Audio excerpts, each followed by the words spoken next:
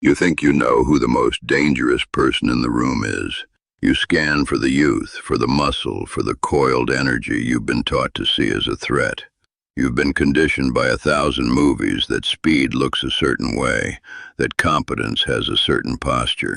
I'm here to tell you that everything you think you know about speed is wrong. There are two kinds of speed in this world. There is the speed that gets you to the door first, a speed born of arrogance and adrenaline. It's loud, it's flashy, it wants to be seen. Then there's the speed that gets you, and everyone else in that room, out alive. This second speed is quiet. It's invisible. It's the speed of 40 years of failure and repetition, synthesized into a single, perfect, instantaneous decision. One is the speed of a predator. The other is the speed of a guardian. You have been trained to fear the first. I'm going to tell you why you should have been looking for the second. My name is Dennis Caruso. I carried a badge for the Chicago Police Department for 40 years, from 1978 to 2018. I started as a patrolman on the South Side and retired as a supervising sergeant. When I came on the job, I was 22 years old, and I was sure I had it all figured out. I was strong, I was fast, and I was absolutely convinced that I was one of the good guys who would never make a mistake. The department and the city would spend the next 4 decades showing me exactly how wrong I was about that. It was a lesson that started on a single call, on a single night, in a South Halsted apartment building in the fall of 1981. Before I get to that, just out of curiosity, what city are you watching this from? Go ahead and type the name. I like to know who's listening. The man who taught me the lesson was my partner that night, a sergeant named Ray Tibbs. He was 53 years old, a 27-year veteran who I'd already dismissed in my own mind as a burnout just waiting on his pension. That was the first and maybe the biggest mistake of my entire career. My father was a city electrician, a union man, Local 134. He didn't have a lot of rules for me and my brother, but the one he drilled into us was simple. If you're going to do a job, you do it right. Anything less was a kind of theft. You were stealing time, you were stealing money, you were stealing the trust people put in the uniform, even if that uniform was just a set of blue work coveralls. I took that to heart. It's why I joined the department. I wanted that uniform. I wanted the weight of that trust. I believed in the work. I believed in the clear line between right and wrong. When I got my badge, I saw it as a license to enforce that line. I thought competence was something you were issued along with your service revolver. It wasn't. It was something you earned, or in my case, something you had beaten into you by a reality that didn't give a damn about your good intentions. And that beating started with Ray Tibbs. Ray was everything I was determined not to become. He was 27 years in, and to my eyes it looked like the job had taken a piece of him every single day. He had a quiet, settled weariness I mistook for surrender. I remember the smell of his patrol car, a mix of stale coffee and that cheap pine tree air freshener that never quite covered the scent of 1,000 other people's bad nights. He held his coffee cup with both hands, wrapped around the cheap styrofoam like he was trying to steal its warmth. I saw an old man's habit. I saw weakness. I saw a man who was done. I, on the other hand, was just getting started. I ran on adrenaline. I thought being first through the door was the job. I thought my energy was the asset. I had no idea that the real work was happening in the silence, in the stillness, in the way a man like Ray could read a room before I even knew we were in danger. The call came over the radio just after midnight, a tinny voice cutting through the hiss of the receiver. Domestic disturbance, 4B, 8840 South Halsted. The dispatcher coded it as a non-felony, no weapon indicated. To me, that meant routine. It meant another night of playing referee in someone else's life. I remember the feeling of the cracked vinyl seat of the patrol car, the way the cold of the October night tried to seep in through the glass. I was running hot. Adrenaline was my fuel, and I was eager for the next chance to prove myself. Beside me, Ray Tibbs just took a slow sip of his coffee, the styrofoam cup cradled in his hands. He didn't say a word. He didn't need to. His silence was its own kind of statement, one I was too arrogant to understand. The drive was short. The city lights blurred past. I was already picturing the scene, running the script in my head, a script where I was the hero. The car stopped, the engine ticked, and the silence from Ray's side of the car suddenly felt heavier. We got out. The air was sharp, smelling of damp leaves and distant diesel fumes. Our footsteps echoed in the empty street as we approached the building. Inside, the hallway was a tunnel of smells: boiled cabbage, damp concrete, a ghost of old cigarette smoke clinging to the peeling paint. A single fluorescent light flickered overhead, buzzing like a trapped insect. Every floor we climbed felt like a descent. The air grew thicker, warmer. I could feel the sweat starting to prickle at my hairline under my cap, my hand resting on the cold metal of my service revolver. It was a reflex, a posture of readiness I had practiced until it felt like a part of me. Behind me, I could hear Ray's steady, unhurried footsteps on the worn linoleum. He wasn't rushing. He was just present, a shadow. I reached the 4th floor, found apartment 4B. The door was cheap, particle board painted a sad, institutional brown. I put my ear to it. I could hear movement, a low thrum of energy, but not the shouting I expected. It was the sound of pressure building. I looked back at Ray. He was standing a few feet behind me, off to the side, his eyes not on me, but on the geometry of the hallway, the other doors, the stairwell. He gave me a slow, single nod. That was it, my signal. I turned back to the door and knocked. 3 sharp, authoritative raps. The sound was deadened by the cheap wood.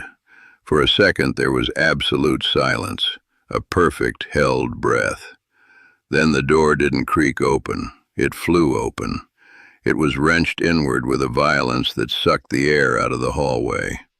I was hit by a wall of heat, the smell of sweat and spilled beer, and a sudden blinding flash of visual information. A man, a woman, a broken lamp on the floor. The man's eyes were wide, wired, and they locked directly onto mine. My training, my confidence, my entire theory of who I was supposed to be in that moment evaporated. My feet were suddenly nailed to the floor. My gun hand felt like it was encased in lead. My brain went completely, terrifyingly silent. I was a statue in a shooting gallery. I was in the fatal funnel, and I couldn't move. Ray didn't touch me. He didn't shove me. He didn't say a word to me. He just moved. It was a movement so economical it barely registered as motion at all. He flowed around me, not like a person, but like water finding a crack in a dam. His body language was a contradiction. It was completely non-threatening and yet utterly, unshakably authoritative. He took 2 steps into the room, creating a new focal point, a new center of gravity. His hands were open, palms slightly up, a gesture of peace that somehow promised the exact opposite if challenged. He wasn't looking at the man's eyes. He was looking at his hands, his hips, the entire kinetic chain of a potential threat. He had assessed the room, the other occupant cowering in the corner, the potential weapons on the table, and the exit routes, all in the time it took for my brain to scream one single useless word at me: move. And I still couldn't. I was just a witness to a language I had never known existed. His voice was the next thing I registered. It wasn't loud. It wasn't the command voice they teach you at the academy, the one that's all bark and bluff. It was low, it was calm, and it was absolute.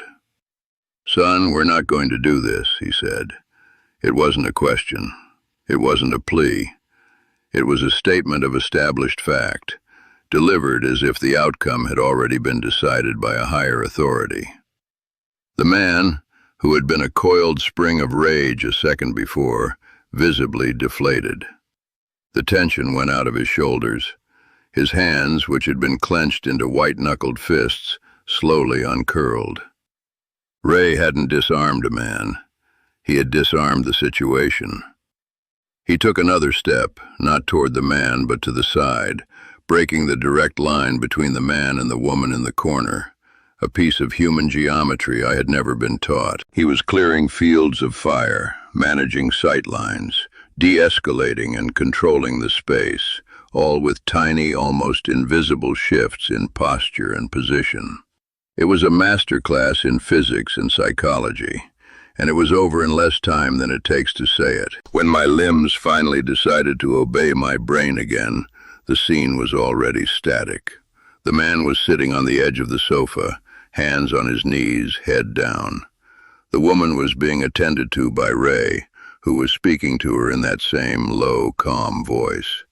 The entire event, from the door flying open to the moment of absolute control, had lasted maybe 20 seconds. I was still standing in the doorway, exactly where I had frozen. A perfect silhouette in the fatal funnel. A textbook example of what not to do. Ray glanced over at me, not with contempt, not with anger, but with a flat, unreadable professionalism. He just nodded toward the man on the sofa, a silent instruction to go and do the one part of the job I was still capable of performing, putting the cuffs on a man who had already surrendered. I had been the first one to the door. I had been the fastest, the strongest, the one ready for a fight. And I had been utterly, completely, and dangerously useless. That was the wound. Not the 20 seconds I spent as a statue in a doorway, but the 18 years of silence that followed. In the patrol car on the way back to the station, the silence was louder than any screaming I could have imagined.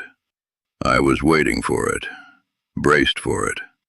The official reprimand in my file, the story making the rounds in the locker room, the rookie who froze in the fatal funnel. I had earned every syllable of the humiliation that was coming to me. But it never came. Ray Tibbs never said a word about it. Not that night. Not ever. He filed his report, and I was just his partner on a routine domestic call. His silence wasn't a gift. It was a mirror. It locked me in that hallway alone with the full, unvarnished memory of my own failure. There was no one to argue with, no version of the story to minimize. There was just the truth. 3 years later, he retired. I was still too young and too proud to find the right words. I let him walk away with a handshake and a hollow, "Take it easy, Sarge." The debt came due for good in the fall of 1999. I saw his obituary in the paper. Raymond Earl Tibbs, 71. I put on my only good suit and drove to the funeral home on the north side. For 18 years, I had been carrying around the words I should have said that night. I had rehearsed them in my head 1,000 times, waiting for a moment that never felt right. This was the last moment. I stood in that line for 40 minutes, the words on a perfect silent loop in my mind. Ray, you saved my life that night. You taught me everything. Thank you. When it was finally my turn, I walked up to the casket. I looked down at the face of the man who had given me my career, my life, maybe. And I said nothing. The words wouldn't come. Because standing there, I finally understood. The thank you I had been polishing for almost 2 decades wasn't for him. It was for me. It was a selfish, desperate plea for my own absolution. And he wasn't there to give it. He had already given me the only thing he was ever going to give me, and he had never once asked for a single thing in return. That paralysis wasn't a failure of nerve. It was a failure of imagination. My entire theory of the world, a theory built on youth and strength and the simple physics of force, collapsed in on itself in the space of a single heartbeat. Watching Ray move was like hearing a language I never knew existed, and realizing in the same instant that it was the only language that mattered.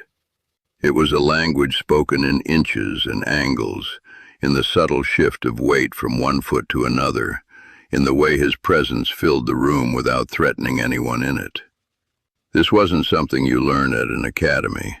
This was something you earn over a lifetime of paying attention, of seeing not just what is happening, but what is about to happen. I had always defined my value by the speed that got me to the door first. In that moment I saw the only speed that truly counts, the speed of 40 years of failure and repetition, synthesized into a single, perfect, instantaneous decision. I was the young, fast officer, and I was the slowest man in that room. That realization is why his silence in the car on the way back to the station was the most profound statement of my life. A lecture I could have argued with, a reprimand I could have resented. But his silence was a mirror. It locked me in that hallway forever, alone with the absolute, unvarnished truth of what I was. He didn't just save my life, he gave me a new one, built on the ashes of the man I thought I was supposed to be. His silence was the lesson. It was a debt I could never repay, a conversation I would spend the rest of my life trying to have. It's a strange thing to have your life defined by a man you never truly knew, and a thank you that you never got to say. Have you ever felt the weight of a debt like that? One you know you can never truly settle? That quiet, unpayable debt became the engine of my entire career. It forced me to spend the next 40 years trying to become the man Ray Tibbs already thought I was. You run your life like a rookie on a hot call. You're wired, you're running on adrenaline, and you're convinced that your speed is your greatest asset. You measure your success by how fast you move, how many doors you kick, how many objectives you clear in a day. You're so focused on the target right in front of you, the one that's making all the noise, that you've stopped scanning the periphery. You're running blind into every situation, mistaking your own momentum for control. You think your energy is a weapon, a shield. It's not. It's a blinder. You're so busy being the first one through the door of your own life, you've stopped checking to see if the room is on fire. You're confusing activity with progress, and you've made yourself the easiest target in the room. I've seen where that leads. I've written the reports for good officers, good people, who outran their own backup. They charged into a situation they didn't understand because they were too proud or too impatient to take 30 seconds to get a proper read. They thought their good intentions were armor. They ended up cornered by a problem of their own making, with no good options left. I've had to make the call. I've had to stand on a porch and explain to a wife or a mother that the person they love isn't coming home. Not because a monster got them, but because a simple procedural error, a failure to slow down, to see the whole board, put them in a position they couldn't escape. They were so busy trying to be the hero, they never saw they were becoming the incident report. So here's your new procedure. Tonight, before you turn out the lights, you're going to take a tactical pause. Find a quiet room, no phone, no TV, just you. You're going to pull the raw footage from your day. Not the highlight reel you show everyone else, the real tape. And you're going to find one moment, just one, where you moved on pure momentum, where you went in hot because you thought you knew best. And you will ask yourself one question: what did I fail to see? Don't answer it. Don't justify your actions. Just identify the blind spot. Sit with it. That's your first read. That's your point of entry. That's where the real work begins. So you look around the room now. You're still scanning. You're still looking for the most dangerous person there. But you're not looking for the youth anymore, are you? You're not looking for the muscle, for the coiled energy you were taught to see as a threat. You're looking for the quiet one, the one who seems to be doing nothing at all. You're looking for the stillness. You're listening for the silence. Because you know now that there are two kinds of speed in this world.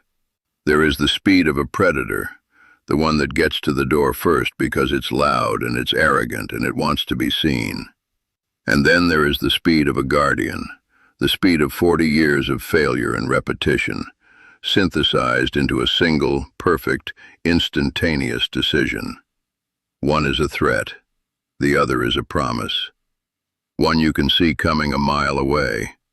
The other you won't see at all until it's already saved your life. I told Ray Tibbs to his face he was too old for the job. I was wrong in a way that took me 20 seconds to realize and the rest of my life to understand. What he had wasn't age. It was everything that age had built in him, a structure of experience so solid I didn't have the perspective to even recognize it as a thing that could be built. I spent the next 40 years trying to build it in myself, trying to earn the second chance he gave me without ever saying a word. I'm still not sure I got all the way there, but I know now what I was looking at that night. I was a rookie standing in a doorway looking at a man who was the job itself. Now I'm the old man, and every morning when I put on my watch and feel the cold steel on my skin, I am right back in that hallway, trying to see what he saw.